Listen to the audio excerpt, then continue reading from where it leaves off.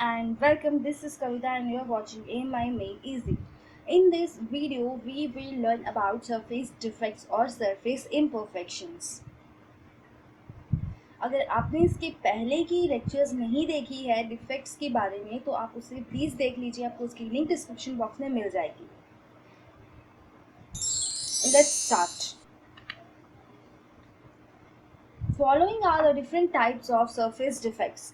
External surface defects, twinning or twin boundary, tilt boundaries, grain boundary and stacking fault. तो surface defects में ये सभी type के defects हमें देखने को मिलेंगे. अब हम इस सारे डिफेक्ट्स के बारे में डिटेल्स में जानेंगे. External surface defects. External surface defect क्या है? जो सरफेस होता है एक्सटर्नल सरफेस कोई भी मटेरियल का, वो खुद ही एक इम्परफेक्शन है, क्योंकि जो एटॉमिक बॉन्ड्स है उसके आगे एक्सीड नहीं कर सकते हैं. जो सरफेस है वो उतने ही तक रहेंगे, उसके आगे नहीं एक्सीड कर पाएंगे atomic bonds. The external surface of the materials is an imperfection itself because the atomic bonds do not exceed beyond it. क्योंकि ये क्यों होता है? क्योंकि जो सरफेस के एटम्स होते हैं ना वो एंड होते हैं, उसके आगे और कोई भी एटम्स नहीं होते हैं ताकि वो बॉन्ड फॉर्म कर सके. सरफेस एटम्स के नेबर सिर्फ एक साइड होते हैं और वो जो है वो बहुत ही कम होते हैं, इसलिए उनका जो एनर्जी रहता है, सरफेस का एनर्जी जो रहता है बाकी सभी जो भी इनर वाले एटम्स होते हैं उनसे ज़्यादा होता है, क्योंकि वो एनर्जी को शेयर करने के लिए उनके साथ सरफेस एटम्स के साथ और कोई एटम्स नहीं होंगे, उसके सिर्फ एक ही साइड नेबर्स होते हैं, इसलिए वहाँ पे जो एनर्जी होता है वो मैक्सिमम होता है. Surface atoms have neighbors only in one side, hence their bonds are weak. क्योंकि उनका नेबर सिर्फ एक साइड ही होता है, एक तरफ ही होता है. सरफेस तो अगर बात करते हैं जनरली किसी सरफेस की, वो एंड होता है, उसके आगे कोई भी और एटम्स या कुछ भी नहीं होता है, वो सिर्फ एंड होता है. तो इसमें हम लोग को क्या देखने को मिलता है कि जो सरफेस के एटम्स है उनके नेबर सिर्फ एक साइड ही होते हैं, बाकी सभी साइड में नहीं होते. इस वजह से उनके जो बॉन्ड्स होते हैं वो वीक होते हैं बाकी सारे एटम्स के. अगर हम देखेंगे उसके कंपैरिजन में तो सरफेस एटम्स के जो बॉन्ड्स होते हैं वो वीक होते हैं और उनका जो एनर्जी भी होता है वो बहुत हाई होता है, क्योंकि उनके एनर्जी को शेयर करने के लिए उनके साथ और कोई एटम्स वहाँ पे नहीं होते हैं. तो ये खुद में एक इम्परफेक्शन है. अगर आप यहाँ पे देखेंगे तो ये जो सरफेस एटम्स है ये काफ़ी बड़े साइज़ में है. ये ऐसा इसलिए होता है क्योंकि इसके सिर्फ एक साइड में नेबर्स हैं और इसके बाकी तीनों साइड में या बाकी साइड्स में नेबर्स नहीं है. तो वो एटॉमिक जो एनर्जी है वो एनर्जी जो है वो शेयर करने के लिए एटम्स इसके साथ नहीं है. तो ये जो एनर्जी बहुत ज़्यादा इसका हाई रहता है, इसको मिनिमाइज़ करने के लिए ये जो है ये थोड़ा मिनिमाइज़ होते जाते हैं. इसलिए ये जो है ये एटम सरफेस के ये काफ़ी बड़े साइज़ में होते हैं और ये जो है छोटे साइज़ में होता है. तो ये था surface external surface defect. Next है ट्विनिंग और twin boundary. It occurs due to the shear stress. Twinning takes place due to the orientation of one part of the crystal with respect to the other. When the arrangement of atoms of one side of the crystal appears same as the mirror image of the other side, then the defect caused is known as twinning or twin boundary.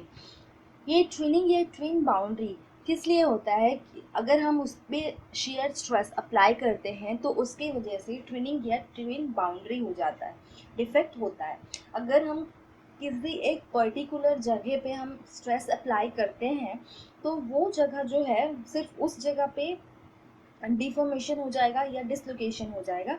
बाकी जो इसका दोनों side का part रहेगा, जहाँ deformation हुए रहेगा उसका दोनों साइड का जो पार्ट रहेगा वो दोनों एग्जैक्ट सेम रहेगा. तो इसकी वजह से वो एक दूसरे की ना मिरर इमेज की तरह दिखते हैं. तो ये जो डिफेक्ट होता है इसको हम कहते हैं ट्विनिंग या ट्विन बाउंड्री. इसमें जो अरेंजमेंट होता है एटम्स का, ये डिफेक्ट होने के बाद ये जो है वो दो साइड जो रहता है क्रिस्टल की वो दोनों ना एक मिरर इमेज की तरह, बिल्कुल एक एग्जैक्ट मिरर इमेज की तरह दिखते हैं. इस डिफेक्ट को हम कहते हैं ट्विनिंग या ट्विन बाउंड्री. यहाँ पे आप देख सकते हैं, यहाँ पे अगर हमने स्ट्रेस अप्लाई किया है तो ये जो आइटम्स है ये अपनी जगह से थोड़ा सा मूव करके एक पोजीशन आगे बढ़ गए हैं, लेकिन ये सिर्फ पर्टिकुलर इसी एरिया तक है और इसके जो अपर और लोअर पार्ट्स हैं वो दोनों बिल्कुल एग्जैक्ट सेम है और ये दोनों ऐसे लग रहे हैं कि एक दूसरे का ये मिरर इमेज है। तो ये जो डिफेक्ट हुआ यहाँ पे, इसको हम कहते हैं ट्विन बाउंड्री या ट्विनिंग। Next है tilt boundaries. It is called a small angle boundary as the two neighboring crystals have an aligned dislocations less than 10 degree. This defect is composed of edge dislocations lying on one above the other in the boundary. This type of boundaries have less energy. Tilt boundaries में क्या होता है, ये defect भी जो है boundary में ही होता है, सरफेस में ही होता है, एटम्स के जो भी मटेरियल है उसके सरफेस में ही होता है। इसमें क्या होता है, टिल्ट बाउंड्रीज में एज डिसलोकेशन हमें देखने को मिलेगी। ये जो एज डिसलोकेशंस है ना, ये दो या दो से ज़्यादा या और भी ज़्यादा हो सकते हैं। ये जो एज डिसलोकेशंस है ये बहुत पास पास में रहते हैं और एक दूसरे के कभी कभी एक दूसरे के ऊपर भी या एक दूसरे को अटैच होके भी रहते हैं। तो ये जो एज डिसलोकेशंस है ये एक से ज़्यादा या दो से ज़्यादा या और ज़्यादा हो और वो बहुत ही पास पास में हो, तो उस तरह के डिफेक्ट को हम कहते हैं टिल्ट बाउंड्रीज। और इसके जो ये जो डिफेक्ट जहाँ पे हुआ है उसके दोनों साइड में, अपर और लोअर दोनों साइड के जो शेप है कोई भी मटेरियल का, वो बिल्कुल अरेंजमेंट जो होता है एटम का वो बिल्कुल एग्जैक्ट परफेक्ट रहता है, सेम टू सेम रहता है, उसमें कुछ भी चेंजेस नहीं होते हैं। ये सिर्फ जो बीच में जहाँ पे एज डिसलोकेशंस हुआ है उस एरिया में ये इफ़ेक्ट करेगा, बाकी इसके सभी साइड्स जो है सभी तरफ वो बिल्कुल सेम रहेगा, वहाँ पे कोई भी चेंजेस नहीं आएंगे। इस डिफेक्ट को हम कहते हैं टिल्ट बाउंड्रीज। यहाँ पे इस इमेज में आप देख सकते हैं ये जो है अरेंजमेंट बिल्कुल बिल्कुल बिल्कुल पूरा ठीक है, बिल्कुल एग्जैक्ट सेम है, इसमें कुछ भी चेंजेस नहीं हुआ है। बट यहाँ पे हमको देखने को मिल रहा है कि यहाँ एज डिसलोकेशन हुआ है और ये जो एज डिसलोकेशन है ये इनका डिस्टेंस काफ़ी ज़्यादा नहीं है, बहुत ही पास में है और यहाँ कहीं कहीं पे ये एक दूसरे के ऊपर ओवरले भी कर रहे हैं। तो ये जो इस तरह के डिफेक्ट होते हैं इसको हम कहते हैं टिल्ट बाउंड्रीज। और इसको अगर आप ध्यान से देखेंगे तो आपको यहाँ नज़र आएगा कि इसके बाकी जहाँ पे डिसलोकेशन हुआ है उसको छोड़ के बाकी सारी जगहों पे अरेंजमेंट जो है बिल्कुल सेम है। तो इस तरह के डिफेक्ट को हम कहते हैं टिल्ट बाउंड्रीज। अगला है grain boundary. Whenever the grains which are differently oriented separate the general pattern of atoms and exhibits a boundary, the defect so caused is known as grain boundary. This type of defects generally takes place due to the solidification of liquid metal. जब भी कोई liquid solid state में change होता है तो उस time पे जो एटम्स जो है वो एक तरह से हम कह सकते हैं कि जब अब लिक्विड सॉलिड बन रहा है तो एटम्स एक अपनी जगह पे फिक्स हो जाएंगे, जम के रह जाएंगे, क्योंकि लिक्विड होता है तो वो क्या मूव करता है। बट अगर वो सॉलिड में चेंज हो गया तो एटम्स वहाँ पे ट्रैप होके रह जाएंगे। तो जब सॉलिडिफिकेशन होता है लिक्विड मेटल का तो जनरली वहाँ पे हमको ये ग्रेन बाउंड्री डिफेक्ट देखने को मिलता है, क्योंकि कुछ लिक्विड से जब सॉलिड में चेंज हो रहा है तो कुछ आइटम्स ऐसे हैं जो थोड़े से अलग टाइप में जाके अरेंज हो जा रहे हैं।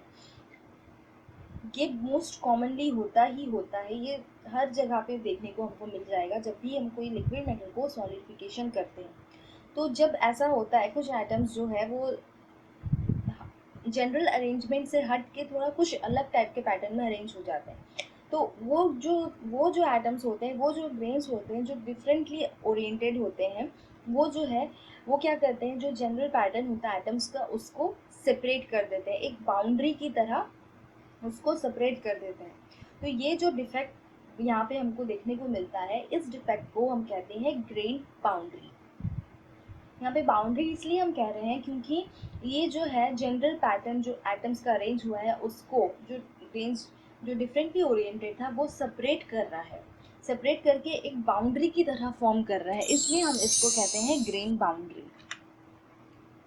Grain boundaries have imperfect atomic packing and between the adjacent grains there is a transition zone that is not aligned with either grains. As a result, the boundary atoms cannot have a perfect arrangement of atoms, due to which the adjacent atoms have less efficient packing of atoms along the boundary.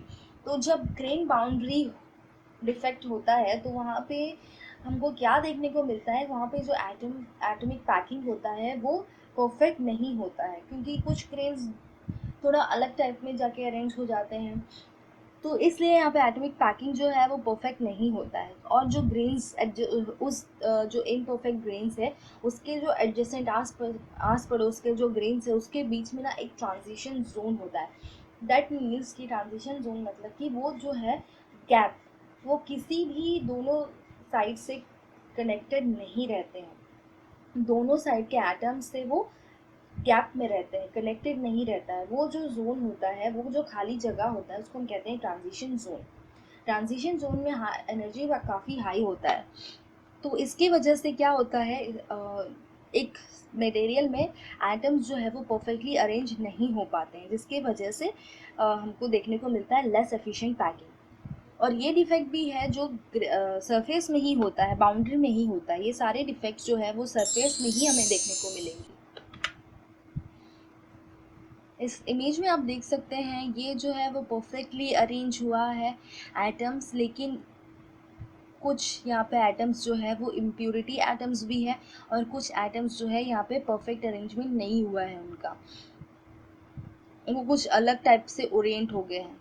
तो इसकी वजह से क्या हुआ है, यहाँ पे बहुत सारे ट्रांजिशन जोन्स, देखिए यहाँ पे खाली जगह आपको देखने को मिल जाएगा, ऐसे बहुत सारे ट्रांजिशन जोन्स मिल गए हैं, हो गए हैं। तो इसकी वजह से यहाँ पे एटॉमिक पैकिंग जो है वो काफ़ी हमको परफेक्ट देखने को नहीं मिलेगी।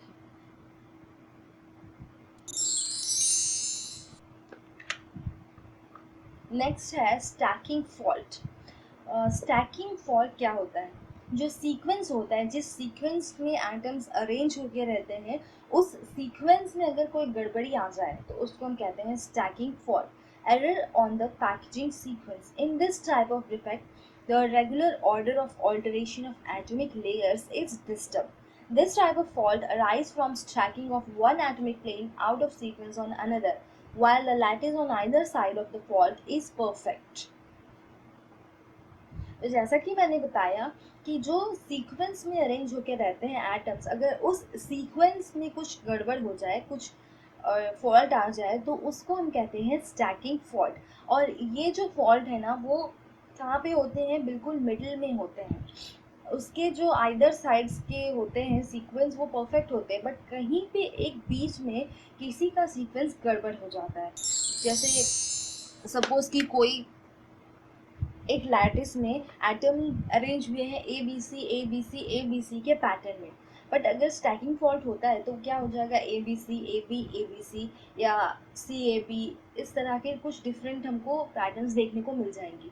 तो वहाँ ये जो क्या हो रहा है, ये अरेंजमेंट जो हो रहा है एटम्स का, यहाँ पे जो सीक्वेंस में हो रहा है वो सीक्वेंस गड़बड़ हो रहा है, वो सीक्वेंस में फॉल्ट आ रहा है, तो उसको हम कहेंगे स्टैकिंग फॉल्ट।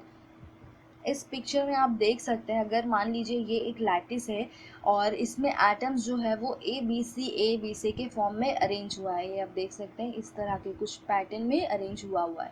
लेकिन अगर यहाँ पे कोई स्टैकिंग फॉल्ट आ जाता है तो इसका पैटर्न क्या है, वो थोड़ा चेंज हो जाएगा। जैसे कि यहाँ पे होना था बी, बट यहाँ पे आ गया है सी।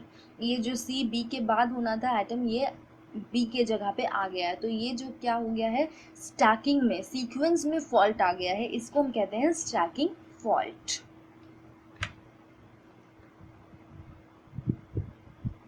तो इस वीडियो से हमारा जो डिफेक्ट का चैप्टर है वो कंप्लीट हो जाता है। ये लास्ट पार्ट था और डिफेक्ट इन सॉलिड के चैप्टर का।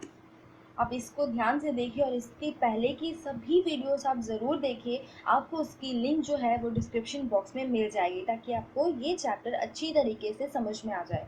ये चैप्टर काफ़ी इम्पॉर्टेंट है और इसमें हर साल से कुछ ना कुछ क्वेश्चन ज़रूर से ज़रूर आते हैं, तो ये चैप्टर काफ़ी ईजी भी है, आप इसे अच्छे से समझ जाइए।